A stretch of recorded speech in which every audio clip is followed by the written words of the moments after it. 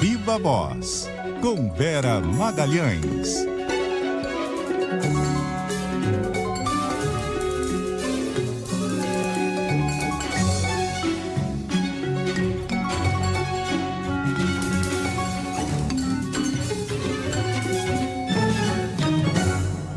Oi, Vera, boa noite, bem-vinda, tudo bem? Oi, boa noite, Carol, boa noite, ouvintes e também quem nos assiste. Vera, início de ano meio fraco no noticiário político, mas tem uma expectativa grande pelo 8 de janeiro, né? Esse grande ato aí que deve reunir autoridades para lembrar um ano dos ataques de 8 de janeiro. O que a gente pode esperar desse evento e como é que a oposição deve se comportar? Vão comparecer? Pois é, Carol, eu acho que é o primeiro grande momento em que os políticos vão voltar a dar as caras, né? E neste ano o Lula estava em recesso aqui no litoral do Rio de Janeiro, os presidentes da Câmara e do Senado também tiraram alguns dias, alguns dos ministros também fora de Brasília, tá até difícil da gente achar alguém para conversar, mas tem essa grande expectativa. Hoje você não cai, né, Vera? Nenhuma fonte vai te ligar nessa época, não. Assim esperamos, né? Enfim, quer dizer, esperamos que liguem, mas não neste momento. Não agora. Ontem até consegui, falei rapidamente ali com alguns, hoje já foi menos ainda do que ontem, enfim, tá escasso ali o acesso às fontes, porque o fim do ano foi muito pesado, o Congresso ficou votando até dia 20 e tantos ali de dezembro, então agora todo mundo realmente de recesso, mas já conversando muito sobre a realização desse ato. Lula avisou os ministros que espera que todos compareçam, então mesmo quem estiver viajando vai interromper as férias para comparecer, e o que deve acontecer é uma sessão solene em uma das casas, deverá ser no plenário da Câmara, que é maior, para abrigar todo mundo, com uma mesa composta pelo Lula, pelos presidentes das duas casas do Congresso, pelo presidente do Supremo, ministro Roberto Barroso, e também algumas outras autoridades poderão integrar a mesa, pelo que eu apurei. Pode ser que Alexandre de Moraes, a Rosa Weber, que presidiu o Supremo na época dos ataques, e o ministro da Justiça, por exemplo, tenham assento nessa mesa também. Foram chamados todos os governadores e os prefeitos de capitais também deverão comparecer. E aí tem essa dúvida sobre se os governadores da oposição, governador de São Paulo, governador de Minas, governador de Santa Catarina, do Paraná, vão comparecer ao ato, porque eles compareceram no dia seguinte, ao 8 de janeiro, mas era aquele momento em que havia ali uma comoção muito grande, a necessidade de dar uma resposta institucional aos ataques e de mostrar que eles não tinham nenhum tipo de simpatia ou de condescendência com quem perpetrou aqueles ataques. Agora, a coisa é vista de uma maneira um pouco diferente. Tem muitos oposicionistas que estão vendo esse ato como uma ali tentativa do governo de bater bumbo em cima disso e de desgastar o ex-presidente Jair Bolsonaro, desgastar o bolsonarismo. Então, aliados de Bolsonaro, eles manifestam sérias dúvidas sobre a conveniência de participar dos atos. Porém, eles têm um certo temor de que muita gente compareça, de que quase todos os governadores compareçam, só eles não participem, e aí cria-se essa impressão de que eles, passado um ano, estão minimizando o que aconteceu em 8 de janeiro do ano passado. Então tem ali um cálculo que está sendo feito muito no olho mecânico, e eles estão conversando entre eles, pelo que eu apurei, para decidir se vão ou não. Alguns governadores que já fizeram um movimento de se afastar um pouco da influência do bolsonarismo, esses deverão comparecer com certeza. É o caso do governador do Rio, Cláudio Castro, que tem tido uma boa relação com o governo federal. Ele tem feito ali gestos de aproximação com o governo federal e deverá comparecer. Então, eu acho que não vai ser massivo, como foi no 9 de janeiro do ano passado, em que todos eles foram ao Palácio do Planalto quando chamados pelo presidente, fizeram aquele gesto de atravessar a Praça dos Três Poderes a pé e ir até o Supremo Tribunal Federal. mas alguns deles deverão sim participar, Carol. A dúvida maior é dos maiores estados, Minas e São Paulo, principalmente porque são nomes que frequentemente são citados como possibilidades de candidatos à presidência em 2026, o Tarcísio e o Romeu Zema. Então, para esses dois é que tem uma grande expectativa quanto ao comparecimento ou não nesses atos. É um cálculo que também leva em conta certamente que é um ano eleitoral, né, Vera? A gente sabe que são eleições municipais, normalmente as eleições municipais têm temas ali mais paroquiais, mas esse ano deve ser um pouco diferente, pelo menos nas grandes capitais, né? O embate da polarização da eleição de 22 ainda está no ar, ainda está aí como pano de fundo, né? Certamente, Carol, a gente tem na eleição aqui para a capital do Rio e na capital de São Paulo o Bolsonaro muito presente como ali articulador de candidaturas, tentando se mostrar um cabo eleitoral ainda poderoso para mostrar que a inelegibilidade não tirou dele a força eleitoral e a força política. Então, ele tem aqui promovido a candidatura do Alexandre Ramagem no Rio de Janeiro e está tentando decidir sobre o melhor caminho em São Paulo, se é lançar de fato a candidatura do Ricardo Salles ou se vai acabar apoiando o prefeito atual Ricardo Nunes, que é o que deseja o presidente do partido dele, Valdemar Costa Neto. Nos dois casos, deverá haver uma réplica de algum tipo de polarização. Em São Paulo, ela se dará com o Guilherme Boulos, que é o candidato do PSOL e apoiado pelo presidente Lula. E aqui no Rio, provavelmente, o PT vai apoiar, se não formalmente na chapa, mas pelo menos informalmente, a reeleição do prefeito Eduardo Paes. Então, é uma polarização que se dá, nos dois casos, não com o PT raiz, mas que deve, de alguma maneira, espelhar o que a gente viu em 2022. Bom, e nesse 8 de janeiro tem expectativa também de atos populares pelo Brasil. Os bolsonaristas estão programando alguma coisa? Olha, isso está sendo bem monitorado pela ABIN, está sendo monitorado pela Polícia Federal e, de alguma maneira, está no radar também do Supremo Tribunal Federal, porque existe aí uma expectativa de que pode ter protestos nas redes sociais ou até mesmo manifestações de rua contra as prisões continuadas de quem participou do 8 de janeiro, né? Aquela ideia de que o Supremo mantém as pessoas presas e pessoas que não teriam feito nada. Eles vão muito difundir essa ideia das prisões como sendo arbitrárias, como sendo exageradas, das penas como sendo excessivas e como havendo uma certa perseguição política a quem participou daqueles atos. Ainda existe nos ambientes aí mais radicalizados do bolsonarismo, no Telegram, no WhatsApp, nas redes sociais, muita teoria da conspiração de que o 8 de janeiro não foi promovido por bolsonaristas, de que, na verdade, foi uma armadilha da esquerda, etc. E críticas e protestos contra o Alexandre de Moraes, o Supremo, que eles chamam de ditadura do Supremo, são esperados para esse dia, mas ninguém espera nada violento e nada que de alguma maneira chegue perto de repetir o quebra-quebra que a gente viu no 8 de janeiro passado, até porque as punições de fato foram duras e foram exemplares e ninguém quer correr o risco de novo incorrer nisso e ser considerado ali conspiracionista ou promotor de tentativa de golpe ou de tentativa de supressão do Estado Democrático de Direito, nada disso.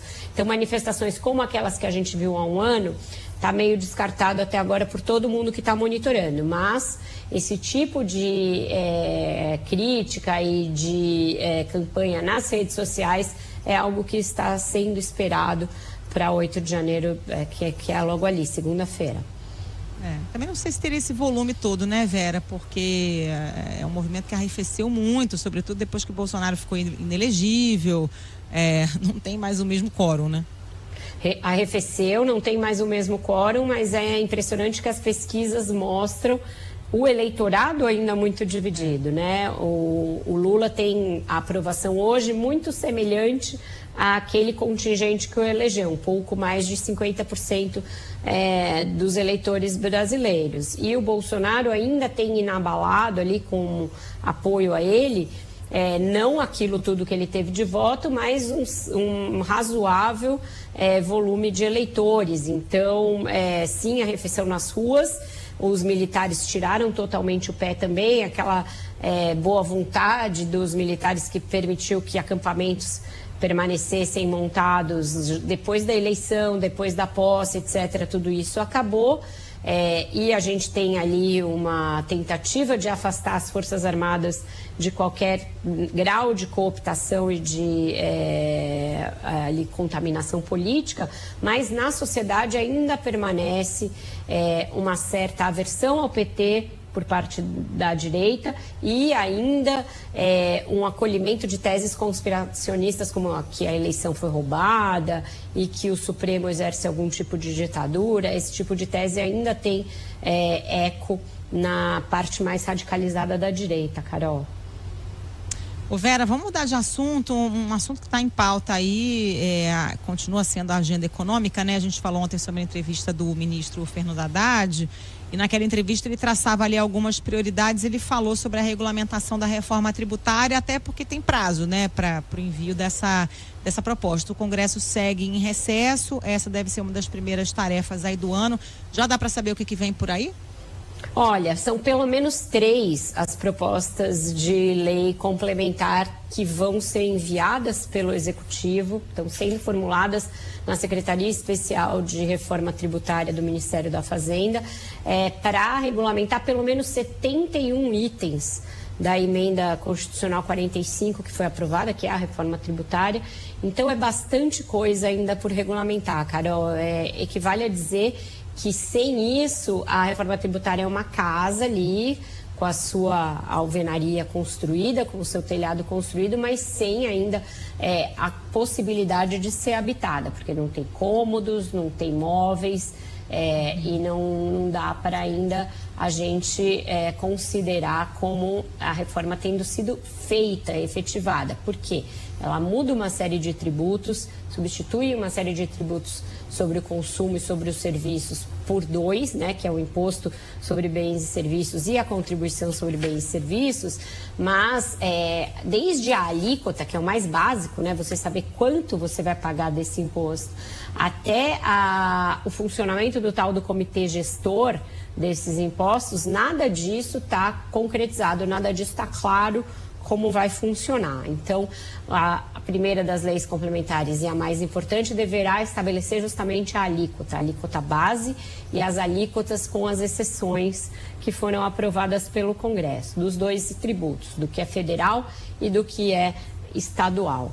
A segunda lei complementar deve se debruçar sobre esse comitê gestor, porque foram muitas as mudanças feitas. A Câmara queria de um jeito, o Senado queria de outro, e para não mexer muito, a Câmara deixou mais ou menos como o Senado propôs, mas agora vai entrar todo um trabalho de mostrar a divisão, de como os estados vão participar desse comitê e como vai ser feita a divisão do que é arrecadado pela União e distribuído pelos estados. E a terceira proposta deverá se debruçar um pouco melhor sobre os regimes ali de exceções, sobre o sistema de créditos e reembolsos, uma série de itens que parecem menores, mas que também precisam ser aclarados para que a reforma entre em vigor. E mesmo assim, a gente já disse aqui, é bom sempre repetir, essa entrada em vigor é uma coisa paulatina, gradual, que começa em 2027 e vai ali até 2033 pelo menos. Então, bastante coisa. Essas leis são necessárias até para você criar uma série de órgãos, uma série de mecanismos que vão ali gerir o novo sistema tributário sobre o consumo. Essas leis complementares vão mudar todo o Código Tributário brasileiro. Então, é muita coisa que tem que mudar. Você tem toda a mudança da cobrança que hoje é feita na origem, né, onde o produto é produzido, e passa a ser feita no destino, ou seja, onde ele é consumido. E isso também requer uma engenharia toda de arrecadação bastante diferente do que a gente tem atualmente. Então, prefeituras, estados, e governo federal vão ter que trabalhar muito também nesse novo sistema de cobrança dos impostos. É muita coisa, vai ter briga pela relatoria desses projetos, porque são os principais projetos do ano, aqueles que vão deixar os seus relatores nos holofotes. Os relatores originais já estão levantando a mão, eles querem também relatar a regulamentação, mas como são 3 propostas distintas, o presidente da Câmara e o presidente do Senado devem aproveitar para também fazer ali uma caridade ali, uma espécie de boa vizinhança com os seus principais aliados e distribuir essa bola melhor. Não vai ficar tudo com o Eduardo Braga, nem tudo com o Aguinaldo Ribeiro. O Baleia Rossi, que era envolvido nisso, deverá ser chamado a relatar um dos projetos na Câmara, e outros senadores ligados ao presidente Rodrigo Pacheco podem ser relatores também no Senado. Isso a gente está falando só da parte da tributação sobre o consumo, né? Ainda tem a outra parte da reforma que o governo ainda nem tocou, que é a tributação da renda. E o próprio Haddad, nessa entrevista, não parecia muito confiante de que isso vai ser atacado aí nesse ano, né? Ele falou, o ano é curto, a gente tem que regulamentar toda a reforma tributária, reforma do imposto de renda, é um outro vespeiro, não sei, acho que ele vai deixar mais para frente, né? Vai deixar para 2025, provavelmente, correndo o risco de não conseguir fazer, porque a gente tem uma tradição no Brasil de que reforma constitucional ou você faz no início dos governos ou você não faz. E o governo Bolsonaro tentou reformar o imposto de renda e não conseguiu. Paulo Guedes mandou uma proposta, ela passou na Câmara e ficou para sempre represada no Senado. O governo federal já disse que não quer aquela, então vai mandar uma nova. Então é começar do zero, uma reforma difícil, porque tem aí uma discussão sobre se é necessário criar uma alíquota, uma faixa maior do que os 27,5% para quem é muito rico. E isso não deverá ser simples de tramitar, então não é certeza que neste mandato a gente vai ver mais alguma reforma tributária sendo aprovada. A mesma discussão de impostos sobre grandes fortunas, sempre é algo muito complicado, cercado ali de interesses poderosos e costuma ter muita dificuldade de avançar. Vera, mudando de assunto, na calada do recesso, um vereador do União Brasil conseguiu as assinaturas para criar uma CPI das ONGs na Câmara Municipal de São Paulo. E quando a gente está falando de CPI das ONGs, o alvo, na verdade, é o padre Júlio Lancelotti, né? Que acabou virando o alvo dos conservadores, né? Uma figura assim meio simbólica. Pois é, tem todo o contorno de perseguição religiosa. Essa CPI que foi proposta pelo vereador Rubinho Nunes, é um vereador do União Brasil que na origem é ligado ao MBL. O MBL já tem uma rusga histórica com o padre Júlio, outros líderes do MBL já promoveram ali ataques ao padre Júlio, isso já suscitou ações judiciais e tudo mais. E agora esse vereador propõe essa ONG, essa CPI das ONGs, foca na ementa da CPI em 2 ONGs, a Bompar e a Coletivo Craco Resiste, dizendo que a primeira delas, principalmente, seria ligada ao padre Júlio, dando a entender que ele teria, inclusive, alguma participação nas doações que são feitas às ONGs. O padre se manifestou publicamente, disse não ter nada a ver com nenhuma das 2 ONGs, disse que a Câmara tem o direito a fazer a CPI e que não vai encontrá-lo no comitê, nem no conselho, nem em nenhuma participação em ONG nenhuma. Ele foi conselheiro de fato da primeira ONG, da Bompar, mas diz já ter se desvinculado dela há 17 anos. E eu acho muito grave que seja perpetrado um ataque desta natureza, com esse grau de virulência, contra uma figura religiosa que faz um trabalho comunitário, um trabalho ali de solidariedade importante com as pessoas em situação de rua, com as pessoas ali que são dependentes químicas na região da Cracolândia, distribuindo alimento, distribuindo cobertores, distribuindo... É público o trabalho que o padre Júlio faz, ele está todos os dias nas ruas, distribuindo pão, distribuindo sopa, cobertor, todo mundo vê isso que acontece, e me parece inclusive uma completa incoerência, porque a direita passou a eleição de 2022 inteiro inteira dizendo que a esquerda promoveria fechamento de igrejas, perseguição a cristãos e perseguição a religiosos. E o que é essa CPI, se não uma perseguição violenta a um cristão que faz aquilo que o Evangelho prega mais basicamente, que é ajudar quem tem fome, que é ajudar quem tem frio, que é ajudar quem não tem teto. Então, a cúpula da Câmara tem de ver como vai lidar com isso. Vai instalar uma CPI dessa? As palavras que o vereador destina ao Padre Júlio são muito ali sérias, muito graves. Ele chama o Padre Júlio Lancelotti, que é aquela figura que todo mundo conhece, um senhor de cafetão da miséria, que é uma coisa ali de baixíssimo calão. É isso que a Câmara Municipal de São Paulo considera que é a sua prioridade num ano de eleição municipal? É esse tipo de perseguição que o Legislativo Municipal da cidade considera que é a sua missão quando o centro de São Paulo está abandonado pelo poder público, ali sofrendo de várias carências em relação à moradia, em relação à segurança, em relação a quase todas as políticas públicas, saneamento básico, tudo ali falta. Muito que falta, as ONGs e o Padre Júlio tentam suprir de alguma maneira com o pouco que lhes é possível fazer. Então, me parece um desvio de finalidade absurdo de um legislativo municipal, a destinação de recursos públicos a uma comissão parlamentar de inquérito voltada para perseguir pessoalmente uma pessoa, inclusive colocando a sua integridade física em risco. E me parece que é uma decisão que a cúpula da Câmara, com o presidente da casa, Milton Leite, à frente, vai ter de tomar, se é isso que a Câmara quer fazer num ano de eleição municipal. O Brasil está muito virado, né, Vera? Estava vendo esses dias, não sei se você já assistiu a série sobre o Betinho no Globoplay.